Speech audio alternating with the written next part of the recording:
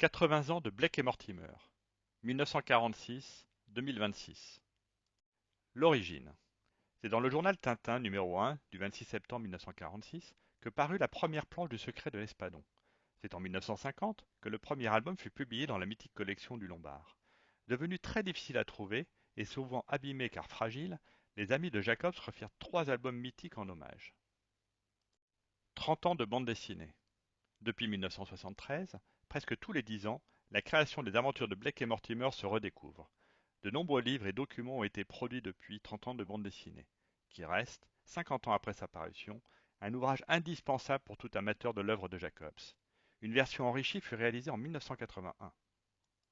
Un opéra de papier. Livre-mémoire, un opéra de papier retrace la carrière de Jacobs.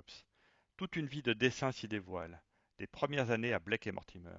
Jacobs y décrit ses œuvres, un must. Un livre de dessin. Livre documentaire, il regroupe 173 dessins et croquis réalisés par Jacobs au cours de sa carrière. Il est exceptionnel car chaque exemplaire est accompagné d'un dessin original présent dans l'album. Le baryton du 9e art. Pour comprendre Jacobs, il faut observer ses premiers dessins et les liens qui l'unissaient à l'opéra. Artiste lyrique, peintre, illustrateur, scénariste et dessinateur de bande dessinée, sculpteur, Jacobs maîtrisait quasiment tous les arts. Il avait une passion pour le Faust de Gounod et rêvait d'une carrière de baryton. L'affaire Jacobs. Qu'on me laisse donc profiter un peu de ma tranquillité, qu'on me laisse le temps de rêver, d'écouter de la belle musique, disait Jacobs. En 1990, Megaweb d'Emmanuel Lopez, créateur de la librairie La Marque Jaune, édita l'affaire Jacobs, pour expliquer pourquoi Jacobs n'avait pas réussi à finir les 3 formules du professeur Sato, ce que fut le projet de film de La Marque Jaune, et comment les relations d'Hergé et Jacobs s'étaient dégradées. Une biographie. Philippe Biarmé est devenu à la fin de la vie de Jacobs l'un de ses plus proches collaborateurs. C'est lui qui a recolorisé tous les albums au moment de la création des éditions Blake et Mortimer. Dans ce livre, il plonge dans les archives du maître du Bois des Pauvres. On y voit notamment Jacobs travailler sur chaque case de ses albums, ici pour l'affaire du collier. Des passionnés. Pour les 70 ans de Blake et Mortimer, en 2016, les amis de Jacobs nous replongent dans les archives du maître. Pour préparer son opéra de papier, Jacobs avait réuni dans un classeur plus de 700 crayonnés originaux, inédits, et fait des annotations sur les textes. Ses prémonitions.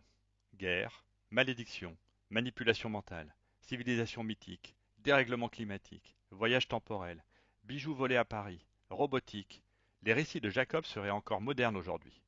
Dans la lignée de Jules Verne et H. G. Wells, Jacobs avait un don pour anticiper l'avenir. Un visionnaire. Le piège. Censuré en France, Le piège diabolique fut un tournant dans la carrière de Jacobs et les aventures de Blake et Mortimer. Ébranlé, le piège de Milok se referma sur Jacobs qui ne retrouva plus jamais son élan. Sa relation avec Hergé.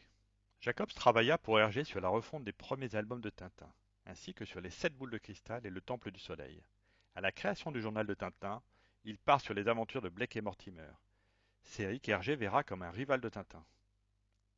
Une biographie en BD. Dans cette bande dessinée, Rivière et Wurm retracent la vie de Jacobs.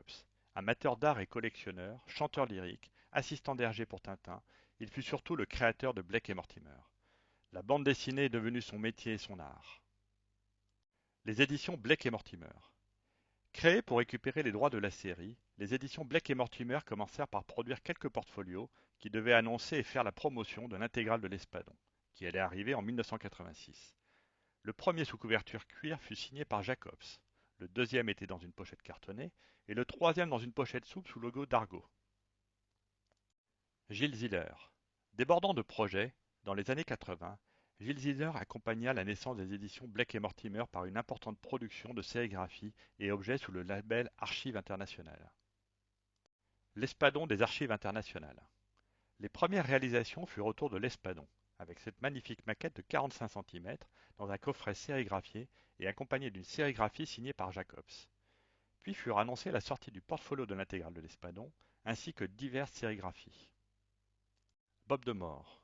C'est en 1989 que Bob de Mort termine la deuxième partie des 3 formules du professeur Sato d'après les crayonnés et le scénario de Jacobs.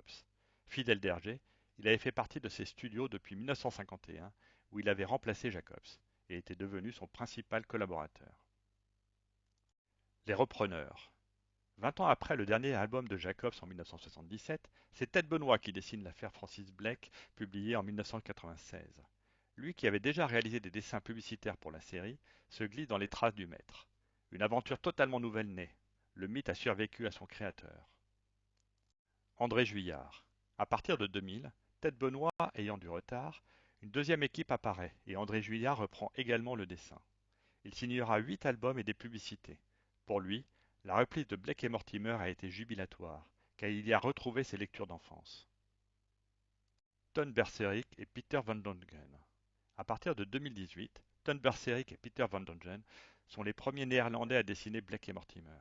Dans La Vallée des Immortels et Le Dernier Espadon, ils partent sur les traces de l'avion légendaire. Sur 400 planches des aventures de l'Espadon, avec celle de Jacobs, il n'apparaît que dans 27 planches, dont 9 avec Blake et Mortimer. Un album pour les 80 ans. Fin avril 2026, pour les 80 ans de la série, Le Figaro et Dargaud éditent un hors-série sur l'histoire de Blake et Mortimer, avec des portraits d'Edgar P. Jacobs, des personnages majeurs et des trésors des archives du Figaro.